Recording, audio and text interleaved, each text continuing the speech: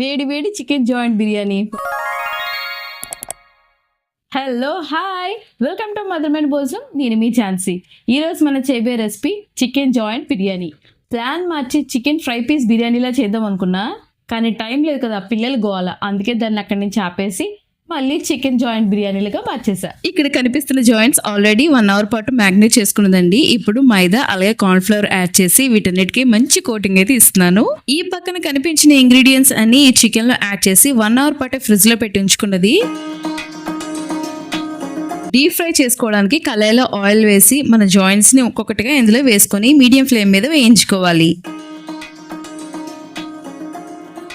Sorry అండి, chicken fry piece biryani చేద్దాం అనుకున్నాను. కరెంట్ పోయేసరికి మా పిల్లలు వచ్చేసారు. ఇంకా ఆకలి అంటే ఇంకా ఏం చేస్తాను, మధ్యలో ఆపేసి చికెన్ జాయింట్ బిర్యానీ చేసేద్దామని డిసైడ్ అయ్యాను. దానికోసం కుక్కర్ లో మనం ఆల్రెడీ ఫ్రై చేసుకున్న చికెన్ ఆయిల్ ని ఇందులో యాడ్ చేసి బిర్యానీ ఇంగ్రీడియంట్స్, ఉల్లిపాయలు వీటిని దూరగా వేయించి కలర్ మారినంత వరకు వేయించుకోవాలి.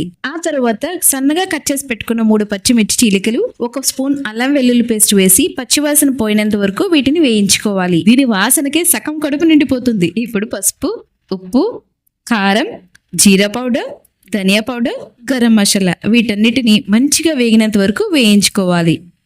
సారీ, ఇక్కడ పెరుగు వేసిన క్లిప్పింగ్ మిస్ అయిపోయింది. మీరైతే 1 కప్ పెరుగు వేసుకోండి.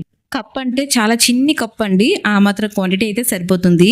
బిర్యానీ టేస్ట్ మరింత పెరగడం కోసం చికెన్ ఫ్రై చేసుకున్నప్పుడు మిగిలిన మసాలాని ఇందులో యాడ్ చేసుకుని దీని తర్వాత ఫ్రై చేసుకున్న చికెన్ కూడా యాడ్ చేసుకోవాలి. ఇప్పుడు ఈ చికెన్ ని సిమ్ లోనే ఒక 5-6 నిమిషాల పాటు మగ్గనివ్వాలి. ఈలోపు కరివేపాకు అలాగే కాస్త కొత్తిమీర కూడా వేసి ఒకసారి కలుపుకొని మూత పెట్టి 2 సార్లు కలుపుకోవాలి. ఇలా 2-3 టైమ్స్ చేసిన తర్వాత ముందు మసాలాలన్నీ చికెన్ కి పట్టి మంచి టేస్ట్ అయితే వస్తుంది. ఇప్పుడు అరగంట సేపు నానబెట్టుకున్న రైస్ ని ఇందులో యాడ్ చేసి ఒకసారి ఉప్పు సరిపోయిందో లేదో చూసుకొని మూత పెట్టి ఒక 3 విజిల్స్ రానివ్వాలి.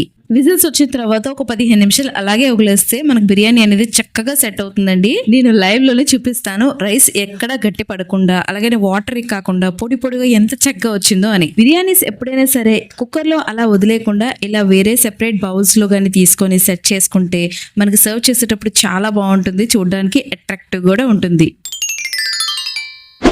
వేడి వేడి చికెన్ జాయింట్ బిర్యానీ బాగుందా? కలర్ అండ్ టేస్ట్ చూద్దామా?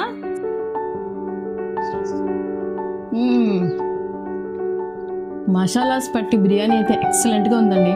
మీరు ట్రై చేయండి.